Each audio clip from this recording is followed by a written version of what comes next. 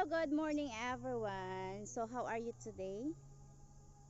Here is rainy day, and of course for today's video, it's all about harvesting of cucumber, pipino. Let's go.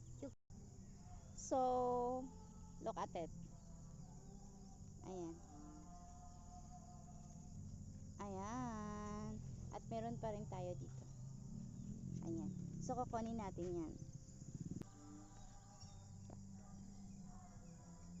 So here we go guys. Andito tayo sa nakaapat na tayo at meron pa tayong ditong dalawang kukunin. Ayan.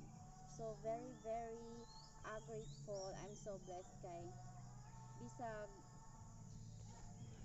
paiba-iba yung klima no, pero nagkuan gihapon siya. Namungag gihapon siya. Yes. Ayan. I'm so happy today, harvest of my pipin. Ayan, meron po tayong 2, 4, 6. Meron po tayong 6 na na-harvest today. So, let's go!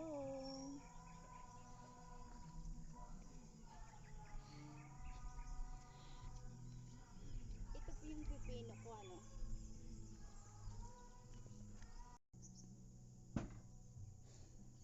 And of course, we're not done yet. Kaya na ako ipakita sa inyo, hangalain nga klase nga pipino. Ayan, so duha klase ako pipino no na ay diretso lang siya straight og naapod siya isa ka klase nga sexy nga pipino parehara sa nagtanong charot. Bitaw no ako ipakita sa inyo, very sexy siya nga pipino. Oh, ayan guys, yan ang sexy kong pipino. Oh, look at it. Ayan.